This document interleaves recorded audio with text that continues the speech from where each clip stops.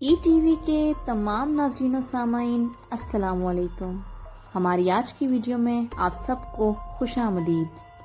ناظرین، جب حضرت آدم علیہ السلام کے بیٹے قابیل نے اپنے بھائی حابیل کو قتل کر دیا تو اللہ تعالیٰ نے اسے کوے کے ذریعے بھائی کی لاش دفنانے کا طریقہ بتایا، جس پر عمل کرتے ہوئے اس نے لاش دفنا دی۔ اب اسے اپنے والد کے غصے کا خوف تھا۔ اس موقع پر شیطان نے قابیل کو گھر سے بھاگ جانے کی ترغیب دی، کیونکہ اسے یہ خوف لاحق تھا کہ اگر قابیل حضرت آدم علیہ السلام کے پاس رہا تو کہیں توبہ و استغفار کے بعد دوبارہ راہ حق پر نہ آ جائے۔ چنانچہ اس نے قابیل سے کہا، اب تجھے تیرے والد زندہ نہیں چھوڑیں گے، تجھے قتل کر ڈالیں گے، تو یہاں سے بھاگ جا۔ قابیل کو تو پہلے ہی اس بات کا خوف تھا، لہٰذا وہ یمن فرار ہو گیا، جہاں اس نے سکونت اختیار کی اور بعد ازاں اس نے شادیاں بھی کیں، جن سے اولاد کثیر پیدا ہوئی۔ قابیل نے اپنے والد کے دین حق سے بغاوت کر کے پہلے آتش پرستی شروع کی، پھر شیطان نے اسے پتھر سے بت بنانے کا طریقہ سکھا دیا۔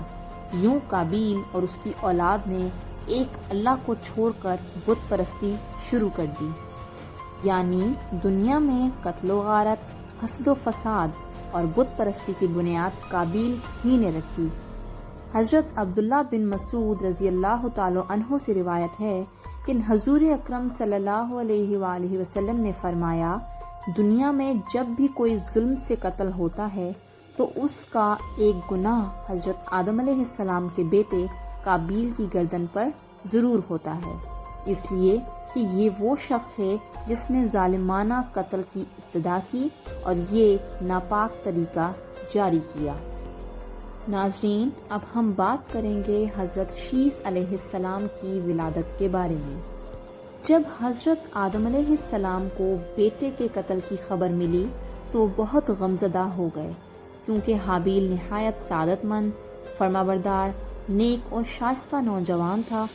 بعض روایات کے مطابق حابیل کی شہادت کا بنیادی سبب یہی تھا کہ قابیل کو بھی اندازہ ہو چکا تھا کہ والد کے بعد نبوت کا تاج نیک سیرت حابیل ہی کے سر سجے گا، اور اسی حسد نے اسے بھائی کے قتل پر ابھارا۔ حابیل کے قتل کے بعد حضرت آدم علیہ السلام اور اماں حوا بہت اداس رہا کرتے اور بیٹے کو یاد کر کے گھنٹوں آنسو بہایا کرتے تھے۔ حضرت آدم علیہ السلام اللہ تعالیٰ سے دعا فرمایا کرتے تھے کہ اے اللہ، مجھے ایسی اولاد عطا فرما جو تیرے دین کو دنیا میں پھیلانے میں میری معاون و مددگار ہو، اور میرے بعد بھی تیرے پیغام کو دنیا میں عام کرے، میری صحیح جانشین ہو اور دنیا میں تیری وحدانیت کی علم بردار ہو۔ اللہ تعالیٰ نے اپنے پیارے نبی کی دعاؤں کو شرف قبولیت بخشا اور ایک نیک صالح بیٹے کی بشارت سے مطلع فرمایا۔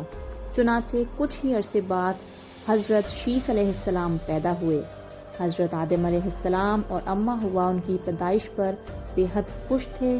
یہ حضرت آدم علیہ السلام کے تیسرے بیٹے تھے اور اس وقت ان کی عمر 130 سال تھی۔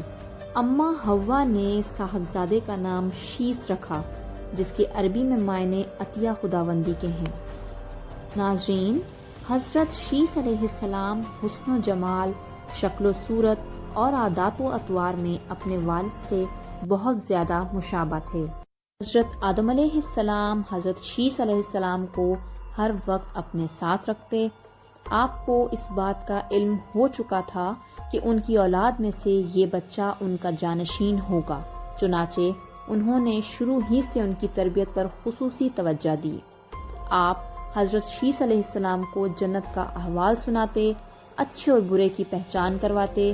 جوں جوں حضرت شیث علیہ السلام بڑے ہوتے گئے، ان کی پوشیدہ صلاحیتیں اور والدین کی تعلیم و تربیت رنگ لاتی رہی۔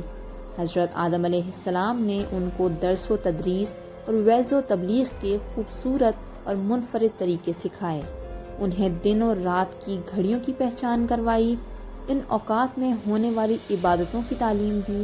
اس کے علاوہ طوفان نوح کے بارے میں بھی آگاہ کیا، جو کچھ عرصے بعد آنا تھا۔ ناظرین، جب حضرت آدم علیہ السلام کی وفات کا وقت قریب آیا تو انہوں نے حضرت شیس علیہ السلام کو اپنا خلیفہ اور جانشین نامزد کیا۔ 960 برس کی عمر میں حضرت آدم علیہ السلام نے وفات پائی۔ ناظرین، حضرت آدم علیہ السلام کی وفات کے بعد اللہ رب العزت نے حضرت شیس علیہ السلام کو نبوت کے عظیم منصب پر فائز فرمایا اور اولاد کثیر سے نوازا۔ پھر یہ کہ ان کی اولاد نہایت فرما بردار اور نیک بھی تھی، جو اپنے والد کے ساتھ تبلیغ دین کے کاموں میں مصروف رہتی۔ روایت میں ہے کہ اللہ تعالیٰ نے اپنے پیغمبروں پر 100 صحیفے نازل کیے اور 4 کتابیں۔ ان 100 صحیفوں میں سے 50 صحیفے حضرت شیس علیہ السلام پر اترے۔ حضرت شیس علیہ السلام نے اپنی پوری زندگی والد کی دی ہوئی تربیت کے تحت اللہ تعالیٰ کے دین کی سربلندی میں صرف کی۔ آخری عمر میں زیادہ ضعیف ہونے کی وجہ سے گوشہ نشین ہو گئے تھے، لیکن اولاد آپ کے کام کو آگے بڑھاتی رہی۔